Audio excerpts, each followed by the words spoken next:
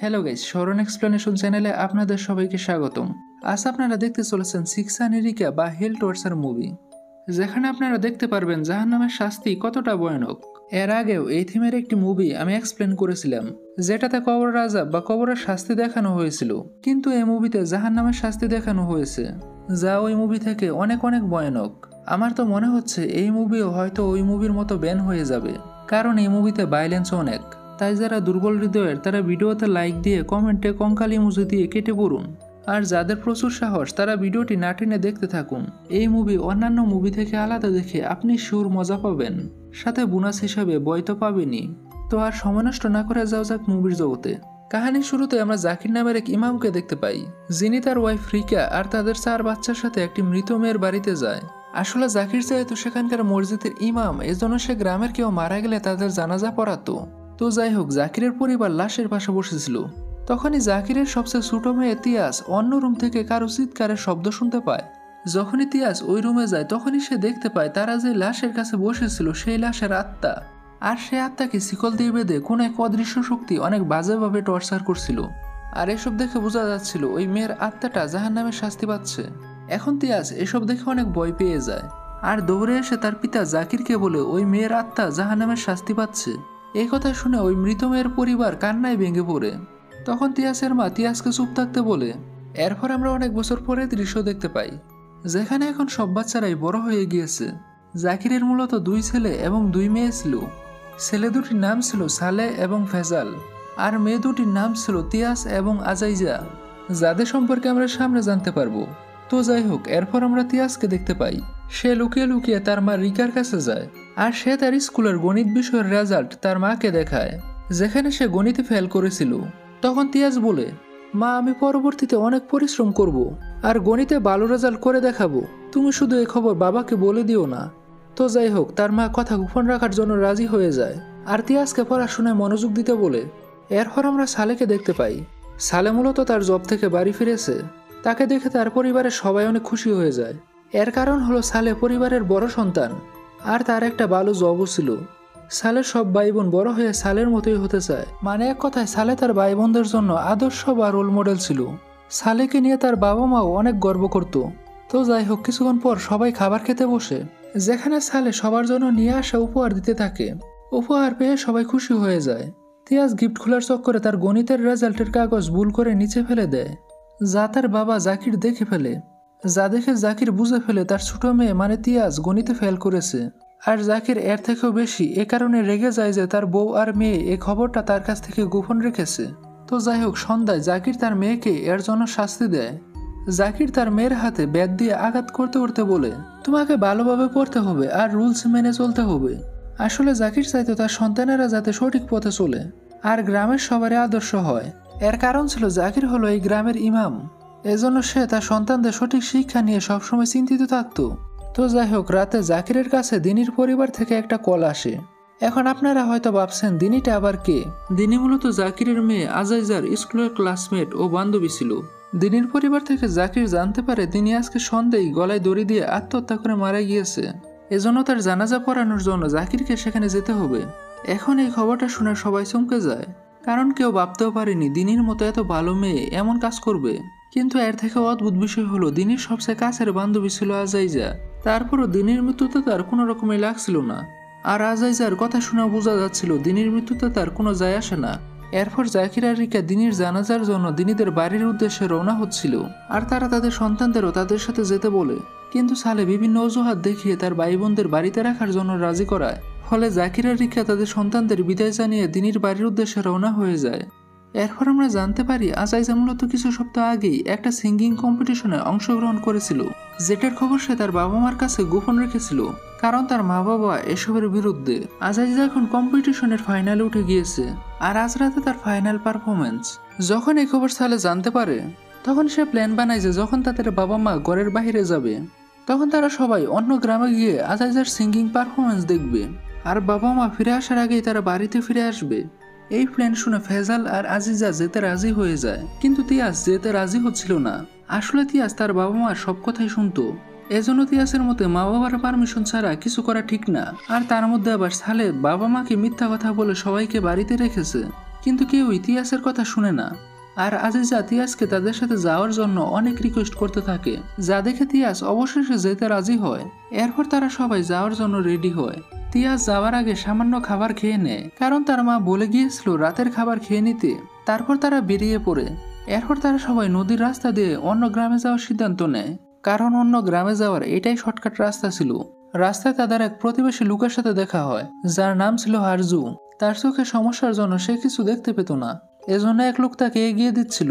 হারজু চোখ দিয়ে দেখতে না পেলেও তাদের কথা শুনে বোঝা যায় তার সামনে জাকিরের সন্তানেরা রয়েছে, আর এখন তারা নদীর রাস্তা দিয়ে অন্য গ্রামে যাচ্ছে।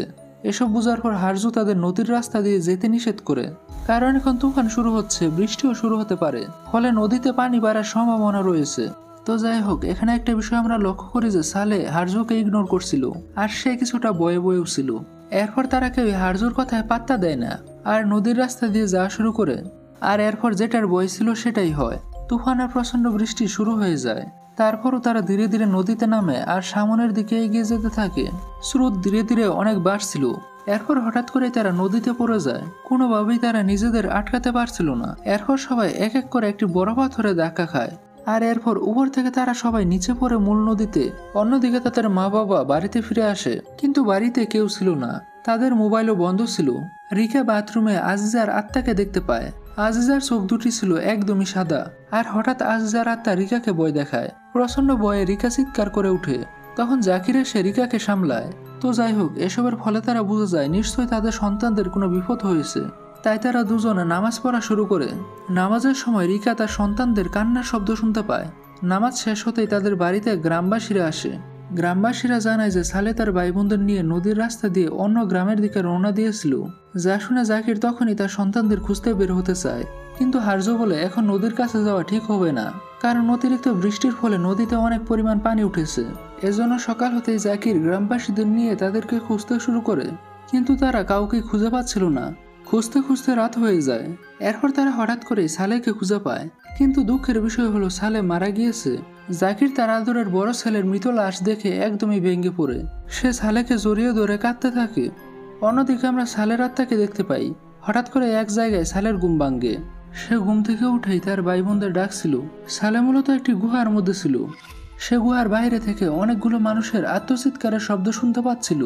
সালে যখন গুহার বাইরে আসে তখন সে তার নিজের চোখকে বিশ্বাস করতে পারছিল না যে তার সামনে এসব কি হচ্ছে।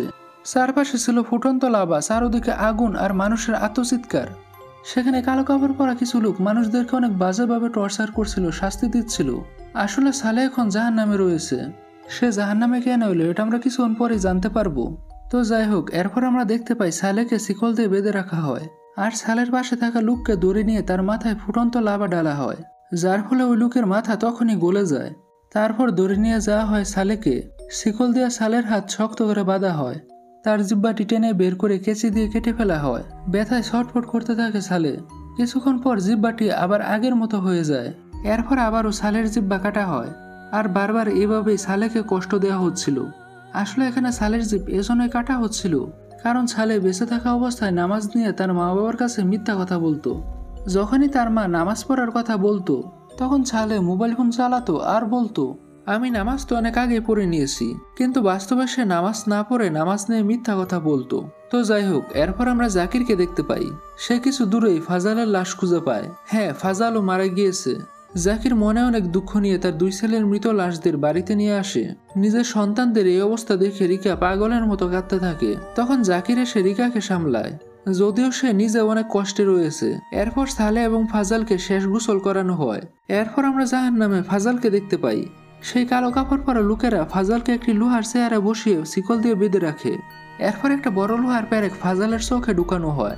ফাজালের চোখ উঠে দূরে ছিটকে পড়ে, যার ফলে ফাজাল ব্যথায় ছটফট করতে থাকে। আর এই শাস্তি ফাজালকে বারবার দেওয়া হচ্ছিল। আসলে এখানে ফাজালের চোখে এজন্যই প্যারেক ঢুকানো হচ্ছিল কারণ ফাজালের চোখের সমস্যা ছিল। মানুষের চোখের কোনো রোগী ছিল না, সে মূলত চোখের জিনা করত। যার মানে হলো ফাজাল বেঁচে থাকা অবস্থায় অশ্লীল ভিডিও দেখত। আর মেয়েদের উপর ফাজালের খারাপ নজর ছিল। শুধু তাই নয়, ফাজালের অনেকগুলো গার্লফ্রেন্ডও ছিল। আর এজন্যই ফাজাল জাহান্নামের এই ভয়ানক শাস্তি পাচ্ছিল।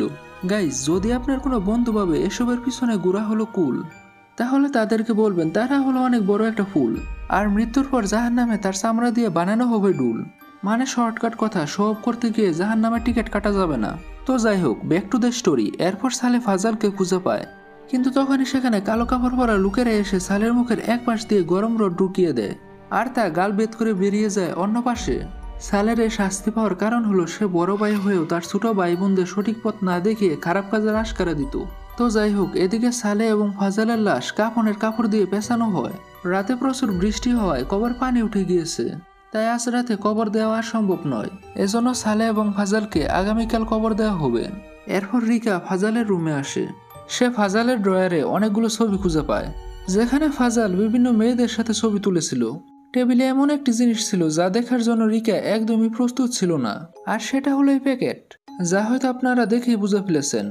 আসলে ফাজালের চরিত্র অনেক খারাপ ছিল। ফাজাল মাঝে মাঝে প্রস্টিটিউটের কাছেও যেত। রিকা নিজের সন্তানের সম্পর্কে এসব জেনে অনেক কষ্ট পায়। এরপর রিকা বাহিরে এসে দেখতে পায় ফাজালের সেই প্রেমিকা ফাজালের লাশের পাশে বসে কান্না করছে, যা দেখে আশেপাশের মহিলারা ফাজালের সম্পর্কে অনেক আজে বাজে কথা বলছিল। নিজের সন্তানের সম্পর্কে এসব কথা শুনে রিকা আর জাকিরের মনের অবস্থা যে কেমন তা তো আর বলে বোঝানো সম্ভব না। অন্যদিকে ফাজালকে ধরে আগ্নেয়গিরির ওখানে নিয়ে যাওয়া হয়। সালে অনেক বাধা দেওয়ার চেষ্টা করছিল, কিন্তু এতে কোনো লাভ হয় না। ফাজালকে অনেক উঁচু থেকে নিচে ফেলে দেওয়া হয়। ফাজালের শরীরের সবগুলো হাড় ভেঙে যায়, আর ফাজাল তীব্র ব্যথায় চিৎকার করতে থাকে। কিছুক্ষণ পর ফাজাল আবারও ঠিক হয়ে যায়। এরপর ফাজালকে ধরে সেখান থেকে নিয়ে যাওয়া হয়। এরপর উপর থেকে ফালা হয় সালেকে। সালে সোজা লাভায় পড়ে। লাভায় সালের মাংস গলতে শুরু করে। প্রচণ্ড যন্ত্রণায় ছটফট করতে থাকে সালে। এরপর অনেক কষ্টে সালে ফুটন্ত লাভা থেকে বেরিয়ে আসে। ঠিক তখনই কালো কাপড় পরা লোকেরা হাতুড়ি দিয়ে সালের মাথার বর্তা বানিয়ে ফেলে। অন্যদিকে জাকিরের বাড়িতে গ্রামের লোকেরা এসে জানায় আরও একজনকে খুঁজে পাওয়া গিয়েছে, আর আল্লাহ তাআলার রহমতে সে এখনো বেঁচে আছে। তাকে এখন হসপিটালে ভর্তি করানো হয়েছে। এরপর জাকির আর রিকা হসপিটালে গিয়ে দেখে তিয়াস হসপিটালের বেডে শুয়ে আছে। ডাক্তার তাদেরকে জানায় তিয়াসের অবস্থা অনেক খারাপ। যদিও সে বেঁচে আছে, কিন্তু সে কখন চোখ খুলবে তা বলা যাচ্ছে না। আসলে সে এখন কোমায় রয়েছে। তিয়াস ইহকালে তো কোমায় ছিল, কিন্তু পরকালে সে পৌঁছে যায় জাহান্নামে, যেখানে আশেপাশে সবার শাস্তি দেখে তিয়াস অনেক বেশি পরিমাণে ভয় পেয়ে যায়। অন্যদিকে জাকিরকে জোর করে খেতে বসানো হয়েছিল, কিন্তু এমন পরিস্থিতিতে জাকিরের গলা দিয়ে খাবার নামছিল না। সে দুঃখ কষ্টে একেবারে শেষ হয়ে যাচ্ছিল। জাকির সেখানে বসে শুধু খাবার নাড়াচাড়া করছিল। তখন সে প্রতিবেশীদের কিছু কথা শুনতে পায়, যেখান থেকে আমরা ধারণা করতে পারি জাকির যে তিয়াসকে খুব একটা পছন্দ করতো না, এই ব্যাপারে আশেপাশের লোকজন অনুভব করতে পারত। কেননা সে প্রায় সময় তিয়াসের সাথে খারাপ ব্যবহার করত। বেচারি তিয়াস সবসময় তার বাবাকে ভয় পেত। তাই প্রতিবেশীদের মতে 4 ছেলে মেয়ের মধ্যে তিয়াস যে বেঁচে গিয়েছে এই ব্যাপারটা নিয়ে জাকির হয়তো খুব একটা বেশি খুশি না। কিন্তু আমরা জানি যে জাকির তার প্রত্যেক সন্তানদের অনেক বেশি ভালোবাসত। এই কারণে সে অনেক বেশি কষ্ট পাচ্ছিল প্রতিবেশীদের এই সকল কথা শুনে। ঠিক তখনই সে তিয়াসের একটি বই দেখতে পায়, যেখানে ওই অঙ্কের রেজাল্ট ছিল, আর তারপরের পাতায় লেখা ছিল, বাবা আমার উপর অনেক কঠোর, কারণ সে জানে আমি অনেক স্ট্রং। তার এই বিশ্বাস আমি যেন ধরে রাখতে পারি। এই ছোট লেখাগুলো পড়ে জাকিরের ওই দিনের কথা মনে পড়ে যায়, যখন ছোটবেলায় তিয়াস ওই ভয়ঙ্কর দৃশ্য দেখেছিল। ওই দিন সে বাড়িতে এসে তিয়াসকে অনেক বুঝিয়েছিল যে সে যেন এই সকল ভয়ঙ্কর জিনিসে ভয় না পায়, বরং আল্লাহ তাআলাকে ভয় পায়। মূলত জাকিরের মতে সন্তানদের মধ্যে তিয়াস হলো সবচেয়ে বোকা সন্তান। সে নিজে একজন ইমাম, তাই তার সন্তান এ সকল অদ্ভুত জিনিস দেখতে পায়। এই ব্যাপারটা যদি বাহিরে জানাজানি হয় তাহলে তার অনেক বদনামি হবে। এই বদনামির ভয়ে মূলত ছোটবেলা থেকে সে সহজ সরল তিয়াসের উপর এমন কঠোর ব্যবহার করত, যা নিয়ে এখন তার আফসোস হচ্ছে। অন্যদিকে রিকা এখনো তিয়াসের কাছে বসেছিল, তিয়াসের জ্ঞান ফেরার আশায়। অন্যদিকে জাকিরকে হারজু মানে সে অন্ধলোক তাকে ডাক দেয়। সে কিভাবে জাকিরকে এই ব্যাপারে জানাবে সেটাই সে বুঝতে পারছিল না।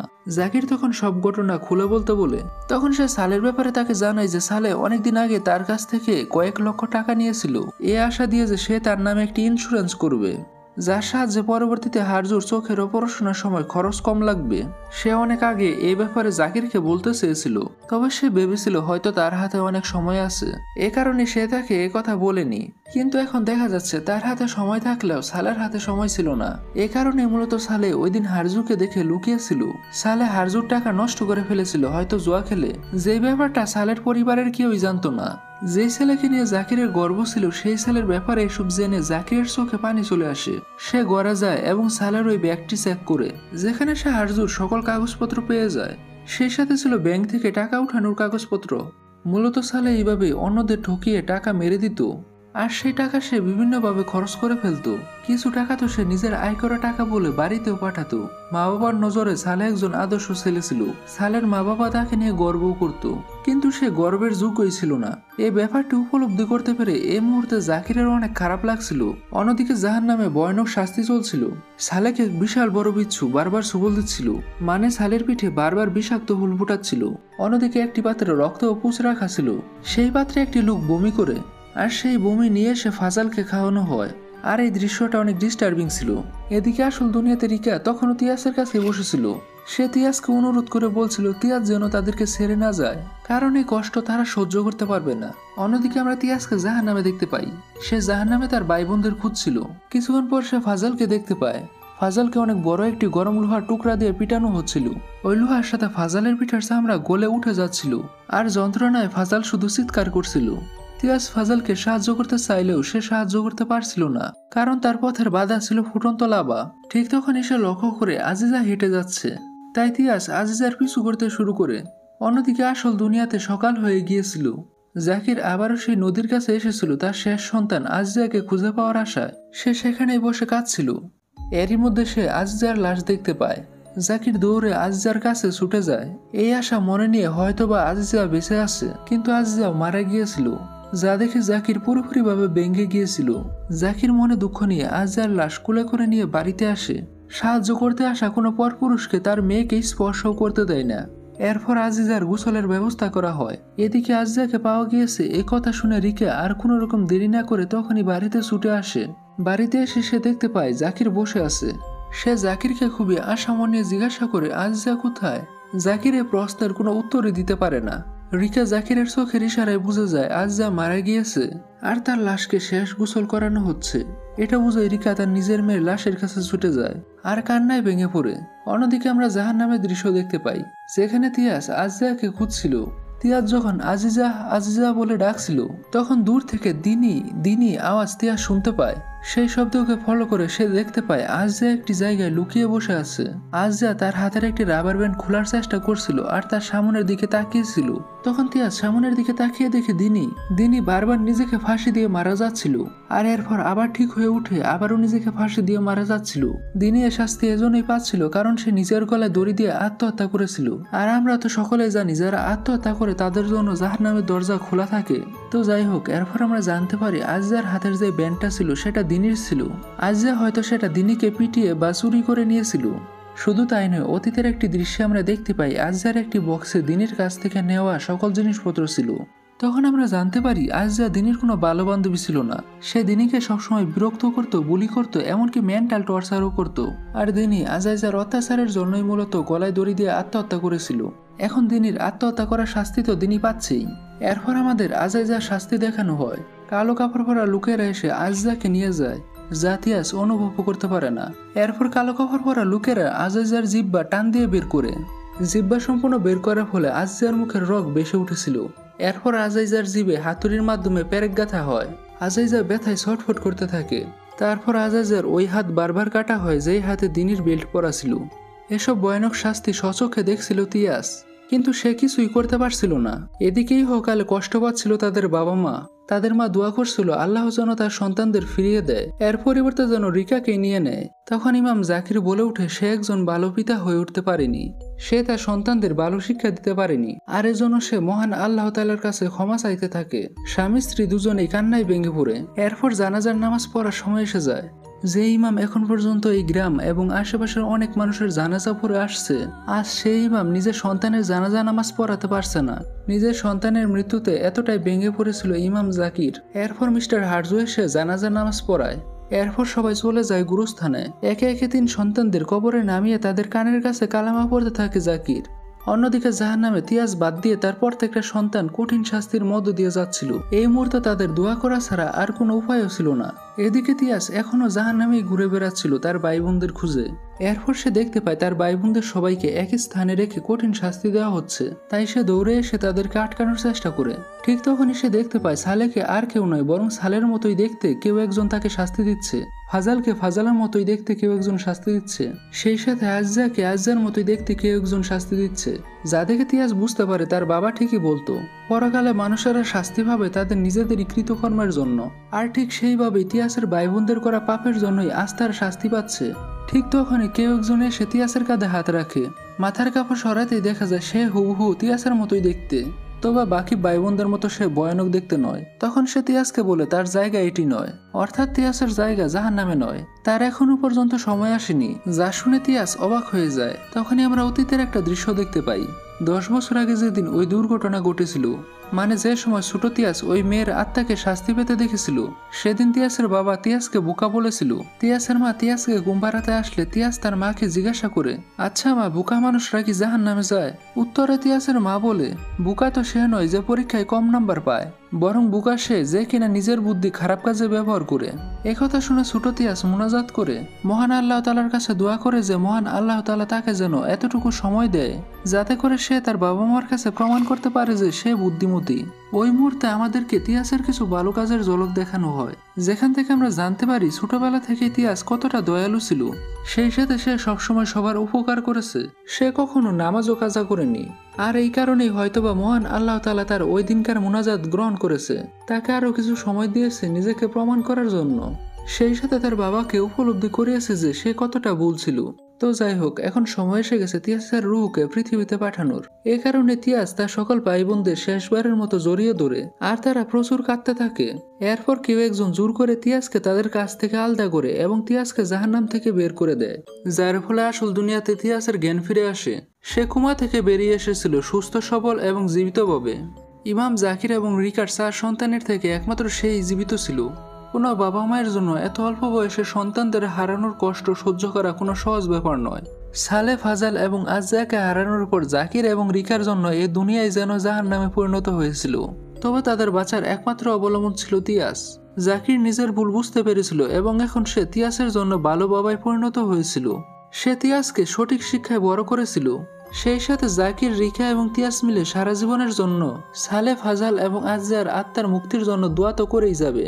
আর এই দৃশ্যের মাধ্যমে এই মুভির কাহিনী এখানেই শেষ হয়। তো গাইস, কেমন লাগলো আজকের এই ভিডিওটি? ভালো লাগলে অবশ্যই লাইক কমেন্ট করবেন।